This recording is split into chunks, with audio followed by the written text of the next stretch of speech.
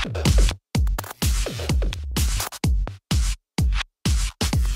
outside the boundaries of the corporation.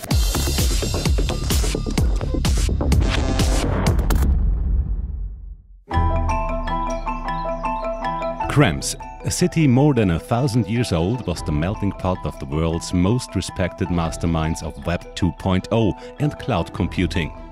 They got together to discuss and give lectures on their experiences and visions of the Internet's ascendancy on our lives and economic system.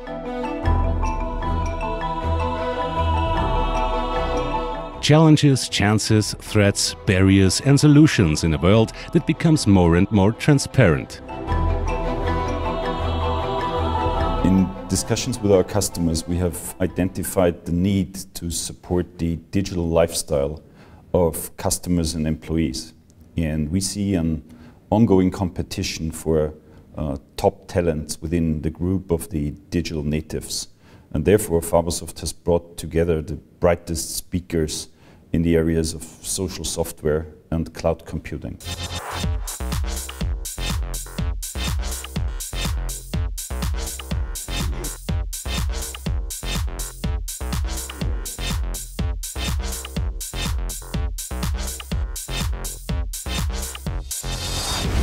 There's a real role for conferences like this in any country because it helps bring together leading thinkers to explore big issues of how information technology is really transforming the way that we organize ourselves, work, play, live, probably even think.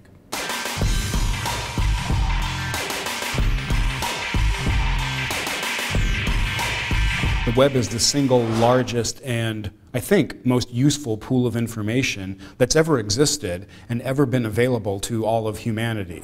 Well, the new web is no longer just about hooking up online or creating a gardening community or putting a video onto YouTube. Meanwhile, people are going out and they're using Wikipedia. They're out reading blogs, they're making postings in wikis, they're reading various news sites out there, and it's not just the software, they're going to various communities of people, external to the company often, or inside the company. Why?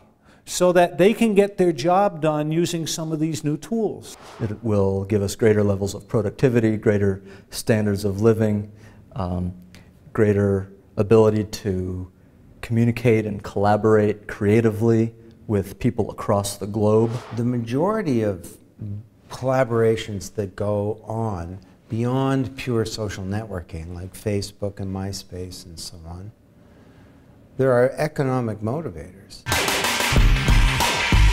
New grounds that companies like Boeing, BMW or Procter & Gamble have already successfully broken, as it has been demonstrated in several case studies. Maybe you'll use LinkedIn, for example, to find people who you know, who you went to school with, who may know people at the company you're supposed to sell to, and they may even know one of the people you're going to be calling on.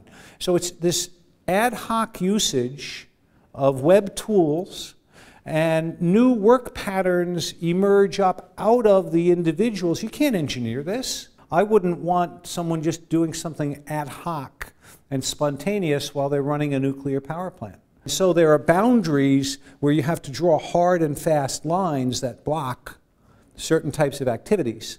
But outside of those really dangerous spaces, provide as much flexibility as you can rather than nailing everything down. So that's the enterprise point of view. So Enterprise 2.0 for me is about taking the new technologies and the new approaches to work that we see on the web and bringing them inside companies. You create some guidelines or guardrails around the outside. But if you leave things relatively free inside, then it gives people the opportunity to do things in new ways. It creates new patterns of economic activity, social activity, creativity, innovation, and so forth. Not trying to define everything in advance, but instead getting out of the way and watching what emerges. New ways demanding so far inconceivable frankness and trust. Well, then you don't have to share it with other companies. You deploy these technologies inside your own company and you don't share it outside the company. That's one approach. Other companies believe that the more different kinds of perspectives and people that they have to look at their situations and help them with their problems, the better off they'll be. So those companies tend to have much wider environments and to get input from their suppliers, their customers, and other partners. You can use network business models where you can reach outside the boundaries of the corporation to get talent. And that talent is the right talent at the right time. There are times when being transparent, exposing as much as you can within reason, brings business value to you. So you need to be buff and fit. There are many companies who aren't buff and who have plenty to hide.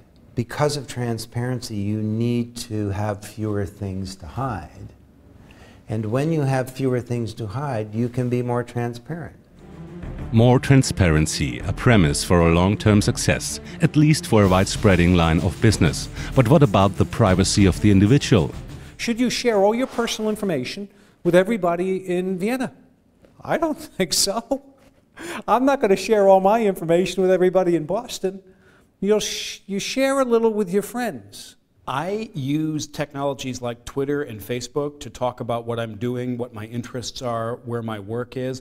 I use them primarily to talk about my work and not about my personal life. That's just a choice that I've made. The worldwide willing and eagerness to share information and knowledge has by now led to a 13 hours upload volume per minute every day just on the YouTube platform. The fact that internet traffic continues to increase by 50 to 70% each year gives us a rough measure of all the new creativity and new value that the internet is bringing. I believe that the increased volume means increased competition and that the cream will rise to the top. Overall, there will be more bad content, but there will also be much more good content. And with choice, you can choose from the top.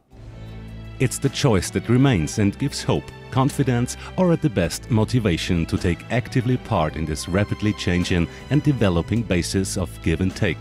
To see chances and learn to accept rather than to feel annoyed or threatened. So I haven't seen threats from actively pursuing Enterprise 2.0. I think the bigger threats are from ignoring it or thinking that there's nothing interesting here. Technology is a tool to improve our lives, not to become captive to it. I mean, the web is a reflection of everything that's good and bad in society, but there are more good people than there are bad people. It's a wonderful world. It's a microcosm of how society works. Go up to Wikipedia, watch it. Talk the Future 08 was definitely a real high-class conference in all respects. There were more than 300 attendants. Many of them were senior executives, high-ranking representatives of McDonald's, KTM or Voestalpine have taken part in a panel discussion to state their approach to cloud computing and Enterprise 2.0. And last but not least, they practiced the old analog way of networking. This kind of collaboration will and has to live on. After all, someone has to live the real life to upload it to the internet, right?